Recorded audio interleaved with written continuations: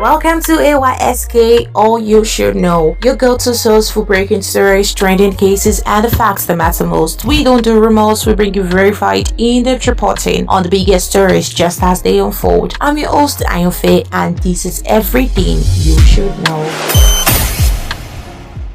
Welcome to All You Should Know. I'm Ayonfe, and today we're diving into a decision that could reshape the Nigerian classroom and maybe the Nigerian future. Yes, Nigeria has officially introduced Chinese Mandarin into the national educational system. Some see it as a smart step towards global opportunity. Others see it as a sign that Beijing is quietly embedding itself into Nigeria's culture. So what's really going on? Why Chinese? Why now? And what does it mean for Nigeria's children and for the country's future? Let's break it down.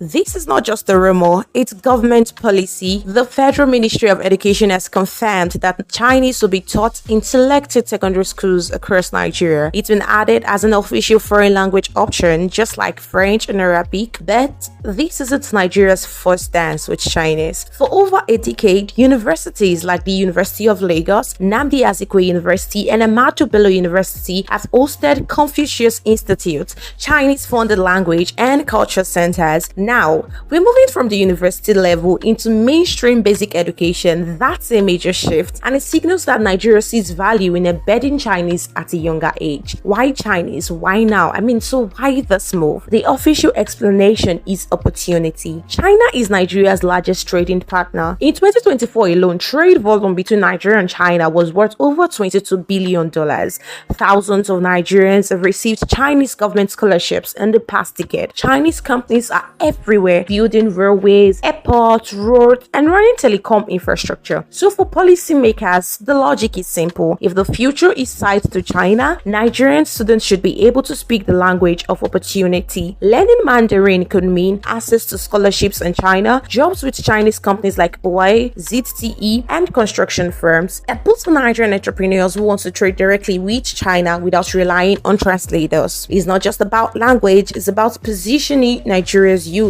in the global economy. Let's paint a real-life scenario. Imagine a Nigerian graduate who speaks fluent English, Yoruba, and Mandarin, and she applies for a role at Hawaii, Nigeria. Out of 100 applicants, she's one of the few who can communicate directly with senior Chinese managers who get the job. On a national scale, this could mean deeper integration into global trade, stronger bilateral relations with China, a new generation of Nigerians who can compete in international markets. In fact, Kenya and South Africa have already introduced Chinese in schools, and Nigeria doesn't want to be left behind, in quote. So now here comes the concerns and criticism. Here's where the debate gets heated. Critics are asking tough questions. 1. Cultural erosion. Nigeria already struggles to preserve its indigenous languages. Many young Nigerians can't even read or write in their mother tongue. If we are adding Chinese, does that push Yoruba, Igbo, and Hausa further to the margins? 2. Soft power and dependency. Let's be clear, language is never neutral. Teaching Chinese in schools is part of China's soft power strategy. Just like America spread English through Hollywood, pop culture, and universities, China is spreading Mandarin through classrooms. If Nigerian students grow up seeing Chinese as a second default language, whose influence grows stronger? Parities in education. Nigerian schools already face serious problems: lack of teachers, poor infrastructure, outdated science labs, and underfunded IT programs. Shouldn't we fix math, coding, and critical thinking first before adding Chinese? 4.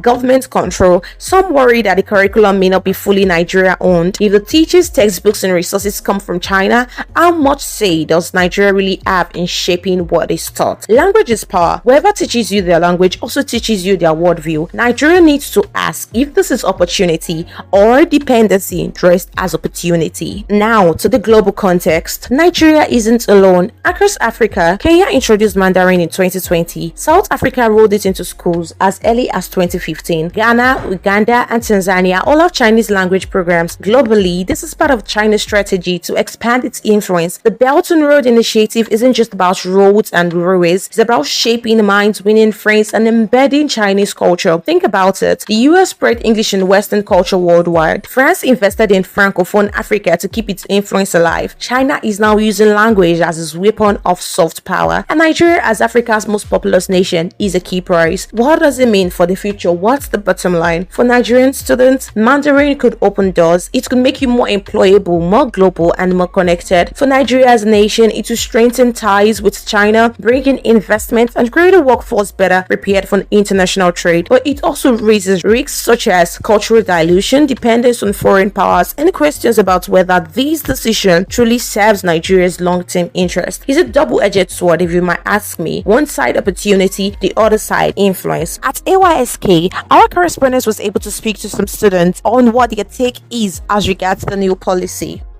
Okay, I think this is actually a nice initiative by the government. Our students, our younger ones, need to be exposed to things like that. I feel like this is a very good opportunity. I've always wanted to learn Chinese, me personally, Mandarin, and this is a very good opportunity for them. They should make good use of it. I actually feel like it's a nice idea. I just feel like it's a nice idea. But I'm not thinking that people actually understand, because just like French now, I don't know, back in my French days, I don't understand anything, but it's a nice idea.